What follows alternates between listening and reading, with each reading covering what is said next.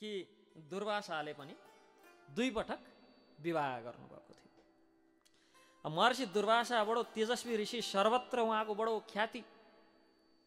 यसै पनि अब्जसलले धेरै आउने मान्छेहरूको ख्याति छिटै बढ्छ।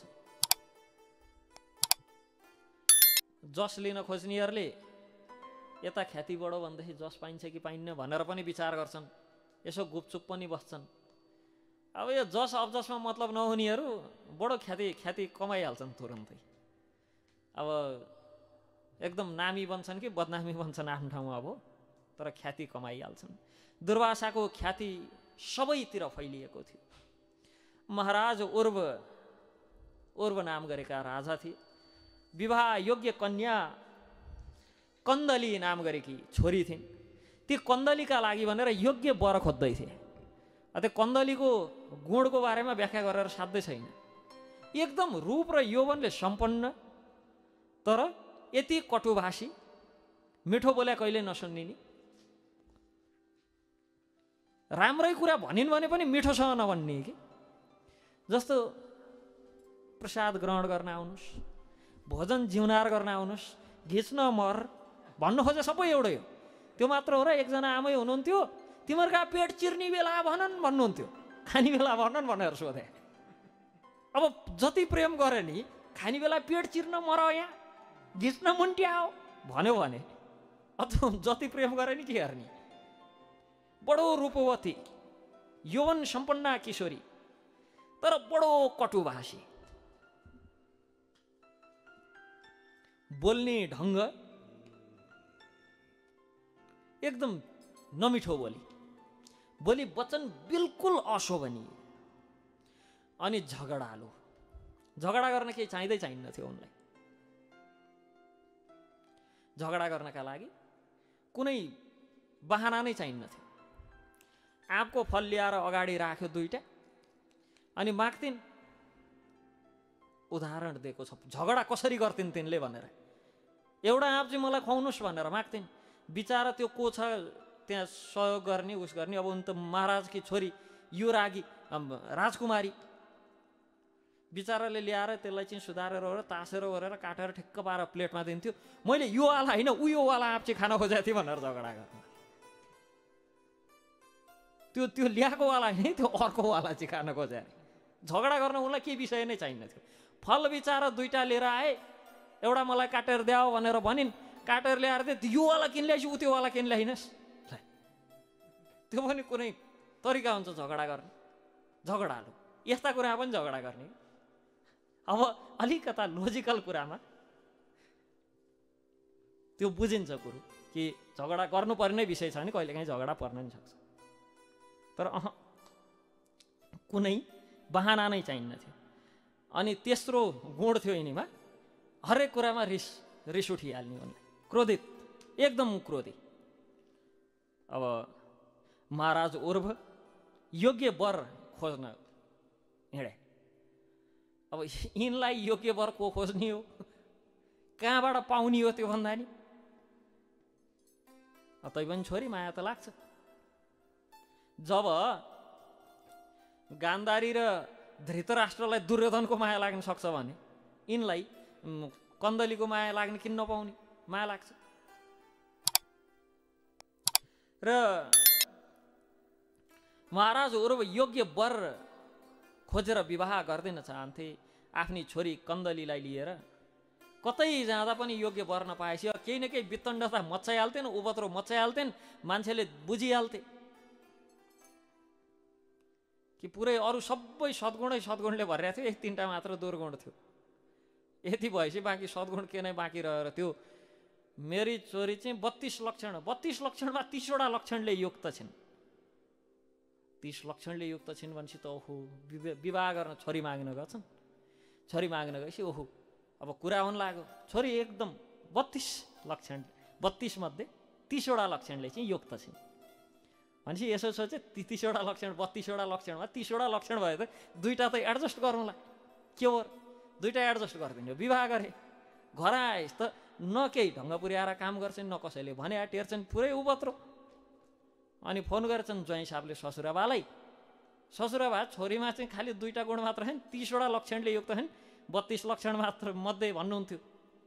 लक्षण त केही देखिएन नि भन्दाखेरि त्यो 2टा लक्षण मात्र नभएको, एउटा आफूले केही जान्दिनँ, अर्को भने फिटिकै मान्दैन भन्थे अरे। त्यही 2टा लक्षण बाहेक अरू सबै छ। यहाँ पनि त्यस्तै छ। अब रूपवान छिन् रे हैन, के गर्ने यो? कटुभाषी, झगडालु, क्रोधी, कतै कोही पाइएन वर, योग्य वर।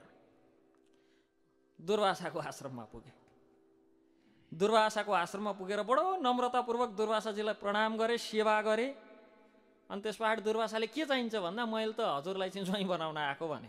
दुर्वासा फेरि के चाहिन्छ भनेर सोधेपछि जे मागे नि हुन्छ भनेर दिइहाल्ने। शिवजीलाई एउटा धुन्धुकारीले गएर पार्वती चाहिन्छ नि दिएर पठाइदिनु भएको थियो। बिचरा विष्णुले बिचबाट पुगेर फर्काएर लिएर आउनुभयो। कहाँ यी त छाया पार्वती दिएको, वास्तविक पार्वती त बागम्बर मुनि लुकाएर राखेका छन् भनेर पठाइदिनु भयो। शिवजीका अंश के चाहिन्छ भनेको, हजुरलाई त मैले मेरो कन्या अर्पण गर्न आएको भने यसलाई ठिक छ छोडेर जाऊ भनिदिइहाल्नु। अब त्यो कन्दैललाई पत्नीको रूपमा चाहिँ ग्रहण गरे। बडो गजब छ। अब के भन्ने, अब यिनलाई थाहा त थियो होला, त्यो केही समय त्यहीँ बसेर सेवा गरेर दिखा त थियो होला नि। ठिकै छ दिन लागिहाल्यो, राखेर जाऊ नि त। कन्दैललाई आफ्नो सहमति दिनुभयो। विवाहको समय भयो। अब विवाहको समयमा राजा 2 हात जोडेर के भन्छन् त भन्दा, यो अलि स्वभाव ठिक छैन, अपराध अलि ज्यादा गर्छन् छोरीले, कृपा गरेर यिनका अवतारलाई चाहिँ क्षमा गरिदिनु, यिनका अपराधलाई चाहिँ क्षमा गरिदिनु होला। दुर्वासा त बडो आश्चर्यचकित पऱ्यो। होइन, छोरी तिनी बेला त दाइजो साइजो दिन्थे, यहाँ त यिनले कमसेकम विवाहका दिन त के भन्छन्, यो त एकदम यस्ती छिन् त्यस्ती छिन्, गुणको बखान गर्नुपर्ने। त्यो पाडी ग्रहण गर्ने बेला, कन्यादान गर्ने बेला, हात राख्ने बेला अलिअलि अपराध गर्छन् छोरीले क्षमा गरिदिनु होला। दुर्वासाले पनि ठिकै छ, 100वटासम्म अपराध मैले छोडिदिन्छु।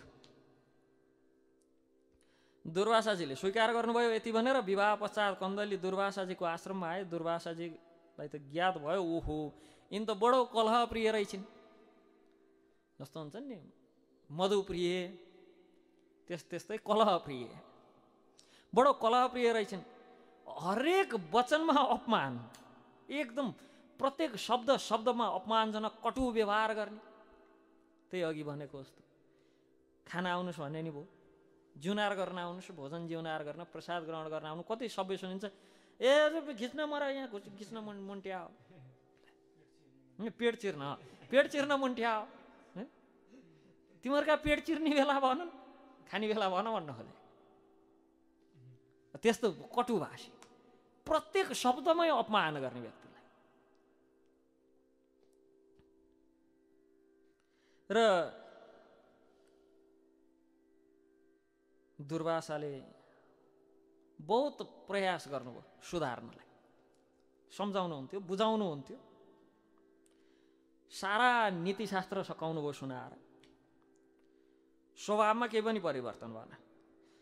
हप्ता 10 दिनमै एकदम त्यस्ता 100वटा अधिक, ती 100वटा भन्दा ज्यादा अपमान त कतिचोटि भयो। महर्षि यसो विचार गर्नु, यसको यो बेकार, यो काम छैन। कता भर्खर नुहाई गरेर गङ्गा यमुनाबाट स्नान गरेर आएर सन्ध्यावन्दनमा बस्नु भएको थियो, त्यताबाट के भनेर चिच्याइदिनु कुन, यसो आँखा खोलेर यहीँ बस्नु होस् भनिदिनु भयो, भस्म गरिदिनु भयो। पहिलोवाला गृहस्थी आश्रमको रसास्वादन बिनै सक्यो। श्रीमती नै भस्म भएर खरानी भएपछि के को रसास्वादन? पहिलोवाला गृहस्थी त्यहीँ सक्यो। त्यो बुढाबुढीको च्या म्या केही सुन्नु परेन, डाइपर फेरिदिने ओर्दिने केही गर्नु अगाडि नै पहिलो गृहस्थी सक्यो। अब पहिलो गृहस्थी सक्यो, उहाँले त एकछिन पछाडि बिर्सिनु पनि भयो होला श्रीमती थिइन् मेरी पनि भन्ने। हुन त व्यवहारै यस्तो थियो, सम्झिन नि कसलाई इच्छा लाग्छ। यहाँ राम्रै व्यवहार हुँदाहुँदै त कहिलेकाहीँ श्रीमानहरूलाई श्रीमती सम्झिनै इच्छा लाग्दैन रे भने यस्तो व्यवहार भयो भने त यसै पनि कहाँ सम्झिन मन लाग्छ।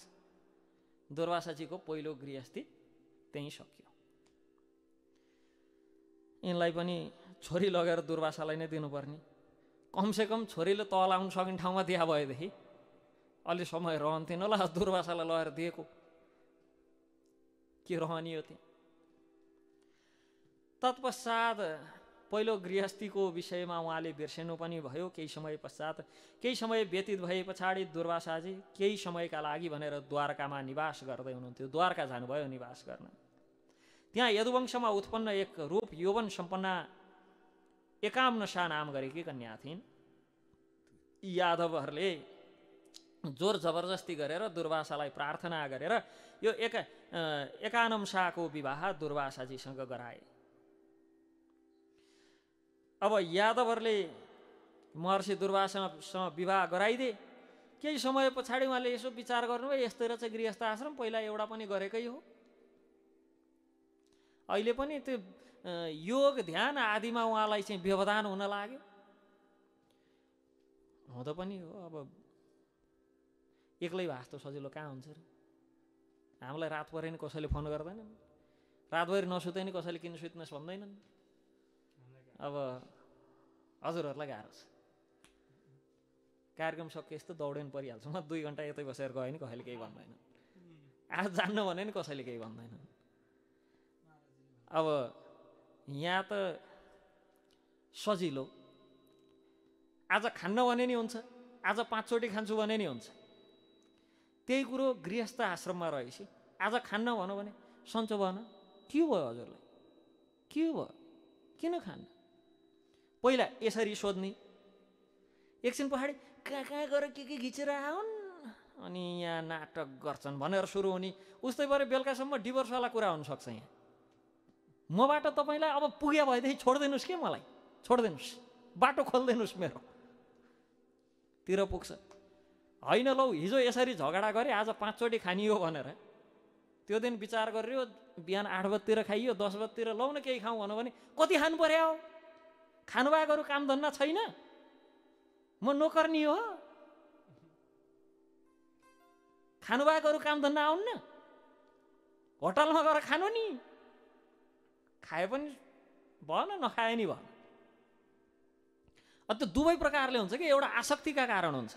हामी सम्बन्ध भनेपछि यस्तो आसक्त हुन्छौँ कि मैले जसो भनौँ त्यसै चल्नुपर्छ भन्ने लाग्छ, जसलाई हामीले प्रेम भनेर परिभाषा दिएका छौँ, तर वास्तवमा त्यो आसक्ति हो। अब बिचारा दुर्वासाजी, अब उहाँ जस्तो मनमौजीलाई एकतिर, अर्कोतिर भजन आनन्दीलाई बिचारा भजन गर्न भनेर बस्नुहुन्छ, महिना दिन उठ्दिनुहुन्न। श्रीमतीलाई तनाव, कता हिँड्या हो थाहा छैन, कता कता पुगेर 5-7 वटा ग्रह सब घुमेर आउँछन्, कति वर्ष पछाडि फर्किन्छन् थाहा छैन। घर गृहस्थी त कसरी चल्ने त्यस्तो भएपछि? त्यो त आपसी सहमतिमा समझदारीमा हो भने पो चल्छ। दुर्वासालाई त्यो त्यति किचकिच किचकिच त्यति सही भएन। उपदेश दिन लाग्नुभयो श्रीमतीलाई राखेर, यस्तो मनुष्य देह प्राप्त गरेर यसरी यत्तिकै खेर फाल्ने हो? तपस्या गर्नुपर्छ, भजन गर्नुपर्छ, साधन भजनमा लाग्नुपर्छ, साधना गर्नुपर्छ, सिद्ध देह हुन्छ, सिद्धि प्राप्त गर्नुपर्छ, भगवद्धाम प्राप्त गर्नुपर्छ, यस्ता उपदेश दिन लाग्नुभयो। त्यो कुरा श्रीमतीलाई पनि त्यति चित्त बुझेन। त्यो देखे पछाडि दुर्वासाजीलाई विरक्ति उत्पन्न भयो।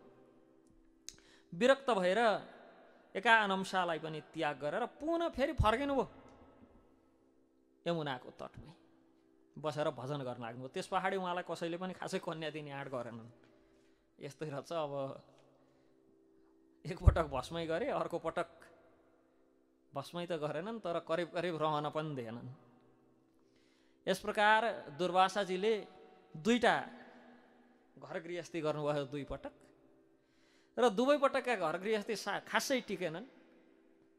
बिचारा बाबाजी साधु सन्त, भजन आनन्दी, भजनमा आनन्द मान्ने। अनि फेरि उहाँका स्वभाव पनि यस्ता अचम्मका हुन्थे। उहाँले गर्ने लीलाहरू पनि बडो अद्भुत अद्भुत हुन्थे। अब यज्ञका लागि बोलाए 100 वर्षको यज्ञ एक्लै गरेर पनि बस्दैन। अनि कसरी को टिक्ने उहाँसँग? अर्को, उहाँ कसैलाई टिकाउन इच्छा गर्ने व्यक्ति पनि होइन। यस प्रकार उहाँ दुर्वासाले 2 पटक घर गृहस्थी गर्नुभयो, 2 पटक त्यसलाई सफलतापूर्वक पार लगाउनु भएन।